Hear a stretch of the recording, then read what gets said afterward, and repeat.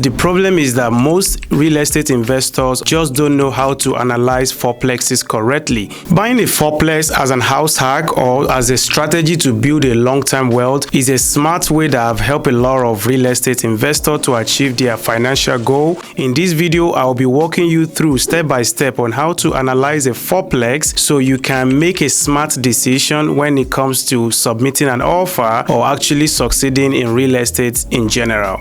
After working with over 400 new investors, the number one thing that I keep seeing that stops them from taking action is not fully understanding how to properly analyze a rental property, specifically a fourplex. Luckily for you, you are here, so you don't have to be part of the statistics. By the end of this video, you will know exactly how to analyze a rental property, specifically a fourplex, which will give you the confidence and the momentum you actually need to make that offer and start that real estate investing journey. I walk you through step by step how to analyze a fourplex. I show you a real life example, and as I'm showing you the example, I even gave you a lot of nuggets along the line. So if you are ready for the ride, I'm ready. Let's dive in.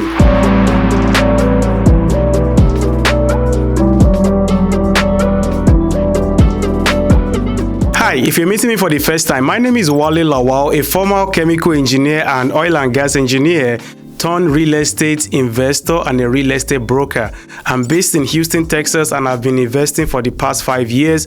I've also helped over 400 people just like you, new, they don't know what they're doing, to start and actually scale their rental portfolio. So if you're someone like that, I want to connect with you and I would like to hear your story. I'm truly passionate about sharing free information as much as I can, so I also want your support. Please hit that subscribe button and click on that notification bell, and make sure you share this video with anybody and everybody you believe will benefit from this wealth of information. Now, I drop a lot of nuggets here. Like I said, you want to make sure you are taking notes and you want to make sure you watch this video a couple of times. I even give you a special bonus that can cost you up to $1,000 to get, and I gave that for you for free if you stick to the end of the video. Now, before we dive into the analysis, it's really important that you clarify and you really understand why are you buying a fourplex? Why are you buying that fiveplex? Why are you buying that small multifamily or real estate in general? Is it because you want to retire your job?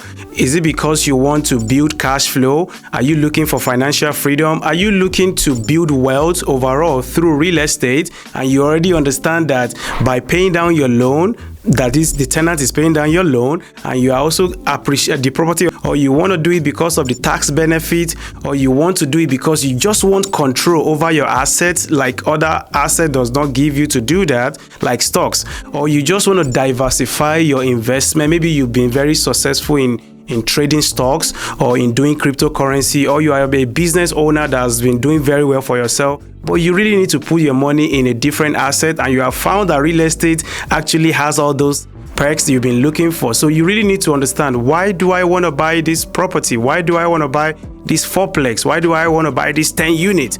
You have to clearly understand that and stick to your goal. On the same page, you have to clearly define what is a good deal to you, because what is a deal to me might not be a deal to you. What is a deal to you might not make sense to me. No two investors have the same criteria. Now, some of our criteria will overlap, but it's not going to be copy and paste for me and copy and paste for you. There will be one or two things that is really different in what exactly we are looking for. And also, we are at a different financial journey in our life. Maybe you are already successful. Maybe somebody else is just starting. Maybe you have a lot of money.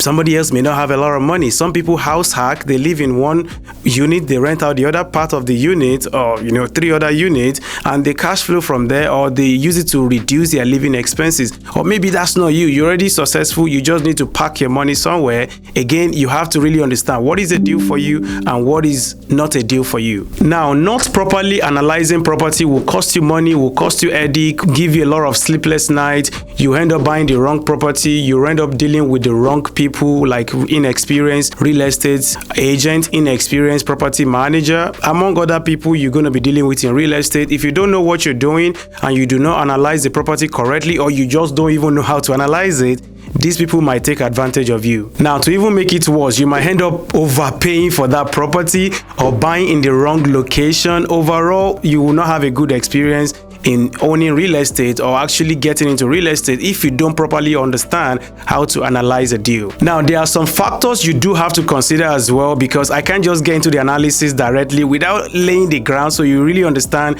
what are all these numbers on that Excel spreadsheet actually mean. So these are 10 factors you should really consider if you're really serious about investing in that property. Number one is the location. There is a reason why in real estate we always say location, location, location, and location again, because if you get the location wrong, no matter how nice the property, no matter how good you are as an investor, you probably will still fail eventually. It's like a soil. Once you plant a seed in a wrong soil, it's not going to germinate. There is no amount of fertilizer, there is no amount of water. The soil is not just going to germinate because it's on a wrong soil. The number two things I typically will have you consider is the property itself. What is the condition of the property? What is the square foot? How easy is the property for people to access? What is it on a war zone? What is the location of that particular property on the street? Among other things you should look for. I typically will put the property address on GPS and kind of drive on the streets. Now, some of the Google map might be a little bit older. Just kind of pay attention to that. But if you're looking at new map, you should be able to make your decision based on what you see on the street. And if you're local, I recommend you drive the streets, you drive the property before you even start any analysis. The number three is the rental demand. What is the demand and supply for rental property in that place? That is for tenants. How much of tenants are looking there? Are they very little? What is their background? What is their avatar? What do they look like? Or what is the kind of job they do? How much do they make in income? You kind of want to have ideas so that way you know there is a market for your property. The number four factor I like to check is the schools. I like to make sure the school rating is at least 7 and above, and you can use greatschools.org to get this information. The number five things I like to look is the job growth. How is the job in the area, in the zip code, in the city actually growing? If it's in a declining job market, I don't want to buy there, and you should not buy there as well, because there's a reason why the job is declining, and you can easily use citydata.com to get this information. The number six is the population growth. You can also use city data as well to get this information. If the population is growing and the area is booming, that's a good sign. Go ahead and continue your due diligence, your analysis. But if you see that the population is declining, people are leaving the city, it could be a red sign that, hey, stop. Don't even waste your time analyzing that property. Move on to the next one. The number seven is the employment. Who are the employer in that place? Tenants you're going to be renting to, the ideal tenant, what kind of job are they doing? Who is their employer? How much are they earning? It's very similar to the job growth, but this one is specifically for employer. Who are the kind of employer that are there? So because if you have employers in the area that maybe they don't pay so much wages, you can kind of see how it might potentially affect you, because that's the potential employer for your tenant and they're not paying well. You can see that maybe this is not going to work. The number 8 is the property price point. How much are you going to be paying for that property?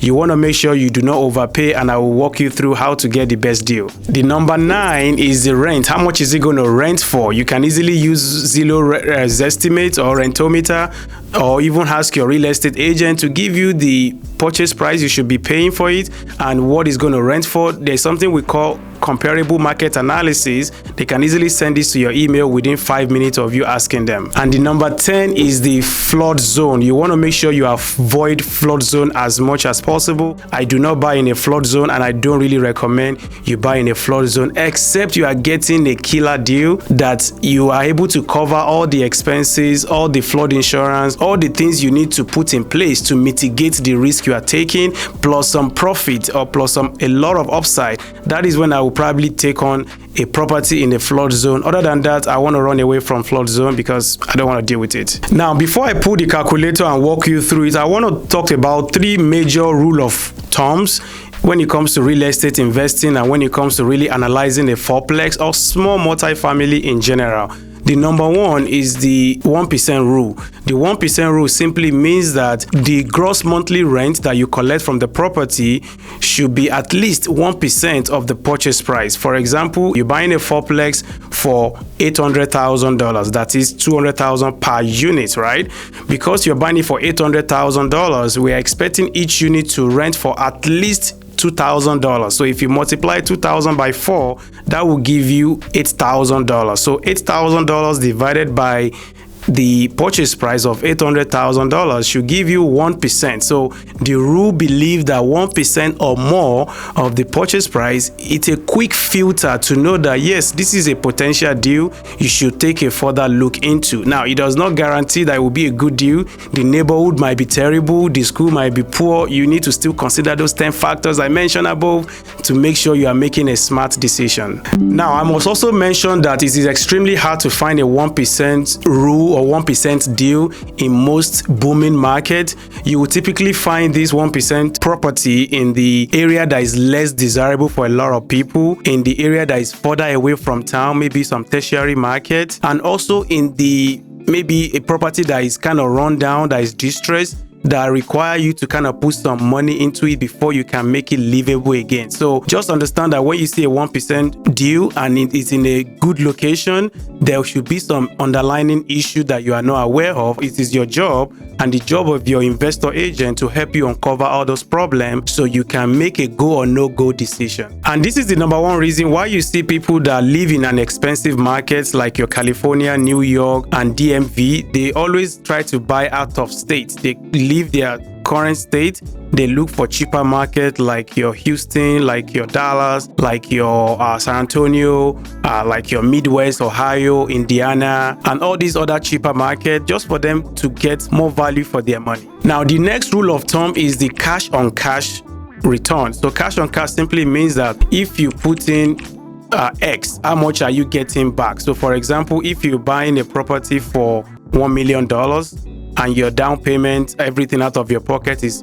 $100,000. So how much are you going to be making on that $100,000? That is what cash on cash means. A very simple example, let's say your income for that property is $8,000 and your total out of pocket is $110,000. And this is your total out of your pocket, your down payment, your closing costs, your fees that you paid, the appraisal, all the money that came out of your pocket to actually close on that property. Now, if you're going to be renovating it, you also want to add the renovation cost to it. So this is total money out of your pocket to actually make that property livable. So you divide that $8,000 by the $110,000 and that should give you 7.2% is actually a good deal, because anything above 7% is a good deal in my own opinion, in my experience. Now, again, no two investors will have the same criteria. You might say, hey, if it's not 10% cash on cash or above, I don't want to touch it. That can be your criteria. But for me,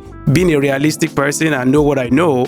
I believe that 7% and above cash on cash is a win for me, provided it's a new construction or relatively new construction in a Class A or Class B neighborhood, in a great school district that people want to live. Then I'm willing to even deal with 5% cash on cash. The number 3 rule of thumb is the cap rate. Cap rate is simply your NOI divided by your purchase price.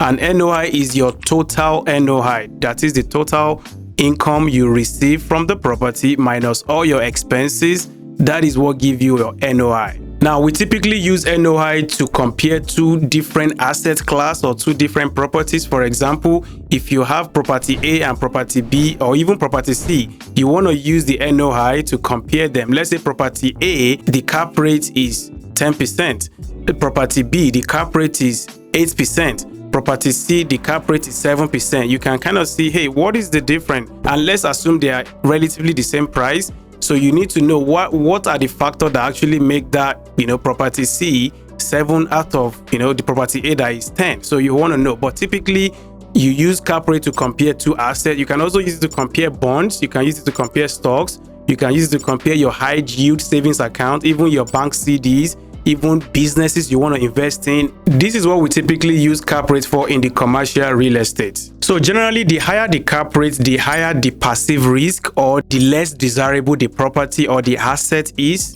And the lower the cap rate, the more desirable the property or the asset you're comparing it, the less the passive risk. If you're buying a property, cap rate will typically range between 4 to 10%. And 5% typically being a very common place, 5 to 6%, those are very good assets. Once you start seeing something like 8 to 10% cap rate, it means there are some inherent risks that you should be aware of. And if you're not up to the risk, obviously it means don't even waste your time analyzing the property. Move on to the next one. Now, all these 3 rule of thumbs are quick rule of thumb you can quickly see before you even pull up your Excel spreadsheet to waste your time to analyze any property that will still not eventually pencil out or that will still not work for you. Combining these 3 rule of thumbs with the 10 factors I discussed above, you should be able to save a lot of time analyzing properties that you will still not end up buying. Now, let's get to a real life example. I will be walking you through a fourplex in the Houston, Texas area. We're going to be using this fourplex property in the Houston, Texas area. As you can see from here, this is a very beautiful property. It's actually a community that is really close to where I live. And this is a community. It's called Starwood Farms. It has a bunch of fourplexes and duplexes, and I've helped a couple of people to actually buy here successfully, and they're happy with it. So we're going to be picking this fourplex. Again, you can see beautiful community with a pool, with a dog park, community center, among other things that it has. Very close to Highway 290, and also it's about 20-minute drive to downtown Houston. It's in Cypress, Texas, which is highly desirable because of the great schools, among other things that this property has to offer. So these are the things that you should be looking for. So this property really check those 10 criteria that I mentioned above, because I do want to make sure that you just don't start pulling your Excel calculator and start analyzing property blindly without actually looking at the property picture, the neighborhood, do all those quick high-level research like I mentioned. As you can see, beautiful property. All right, so this is our Excel calculator, and we're going to be using it to analyze this property. So the first thing to do is to look up the property. This one is in Cypress, like I said. Beautiful fourplexes. What you want to do is to make sure that you put the address of the property on your calculator, so you can be able to separate one property address from the other one, because you're probably going to be analyzing a bunch of them before you find which one will work for you. So in this case, I will come here. This is my Excel spreadsheet. I put the number here. I put the property address here. So now you can actually get this calculator for free. All you have to do is subscribe to the channel and make sure to comment the word calc, and I will send it to you. So I'm putting the property address. This is 12603 Telge Road, unit number 19E. So this is a fourplex. Now you can, based on the data I have, I know that each of these property will rent for around between 1700 is kind of the thing, because I do have some information about it. So I have some data about it. The tax rate is 1.7. List price is this, among other things that the agent sent to me. So we're going to go back to our analysis and start popping in that number. So right here, I know it's going to rent for, on the average, 1700 per unit. Actually, I know we can get 1800, so I'll put 1800 here. 1800. That's how we do 1800. 1800. That's it. Then you do the same thing here. This is current rent. If you know the current rent, if you don't know, just assume it's the same thing. 1800. 1800 as well. 1800. 1800. Boom. That's it. Now that you have your income, 1800. Let's see here. You have your 7200 is the gross rent per annum. Now the asking price is $800,000. $800,000. So we're going to assume that we can get it for maybe $20,000 less. So we say $780,000 right there. So now renovation is 0 because it's new. Lease up fee, you can assume that you and your agent can negotiate that. Typically, some of these units are even 100% occupied, so you don't even have to pay any lease up fee. Now, I'll put 25% here just to be conservative. Closing cost going to be around 2.5%. And from there, the income here should be equals to this, whatever the pro forma is. That's what it is, should be 7,200. And from there, you can see that vacancy is 5%, which is normal for a new construction or relatively new property. Now, moving on, the gross operating income is 6,840 if you subtract your, of course, your vacancy of 5%. Now, moving on, you don't pay any utility so far, but here there is a HOA dues here, and I believe from the information I have, HOA, it's always I think they charge at $242 per month per door, and that's what they charge. Property management fee is actually cheap here. You can pay $89 per door. So but we're going to go back to our calculation and call it $242 times let's do 242 times 4.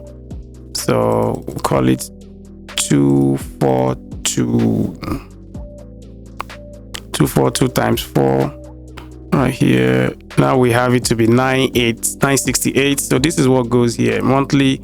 968 is what goes in there. And this is loan equity line of credit. Payment is not applicable to you. Now property taxes, again, from the information I have, the property taxes is what they didn't give it to me, but I can calculate it. It's 1.77. I will multiply 1.77 divided by multiplied by the 800,000 I'm paying for it. No, sorry, I'm actually paying $780,000 for it. So we're paying $780,000 for it, multiplied by 0.0177. So that give me around 13,806. That's what I will put here on my Excel spreadsheet here. I can make it bigger a little bit for you to see better. Hopefully that helps. So 18, that's what goes into that property. I think is, we say 13,964 something. What do we call it? Let's confirm it again. 13,806, right? 13,806. So 13806. That's what goes in there. Now going on from there, we can see that we are making progress so far, right? So now once you do this couple of times, you're going to get used to it and it becomes really easy. There is a common area, right? The good news is that this place it has HOA, and the HOA really cover the exterior. So you see all this exterior, you don't really have to worry about the exteriors because the HOA covers it. So it's part of that $242 you're paying per unit every month. Because some people will say that HOA is high. Yes, it's high a little bit because they are covering the exterior, the roof, the siding, and all those things. The landscaping, they took care of it for you, so you don't have to worry about it. So yeah, moving back to the Excel, you can see that here we leave that here. Now capex here, I'll probably put 0 because again, like I said, they cover everywhere for you. Now, but before I get to the capex, I probably want to do the insurance. Insurance here is always low because they cover the exterior. Based on the information, I think they mentioned that their property management is this. You need a vacancy. So, but I will assume it's about $100. Really too high. I know it's high, but let's be conservative because I know because the HOA covers the exterior, which help you to lower your own landlord insurance.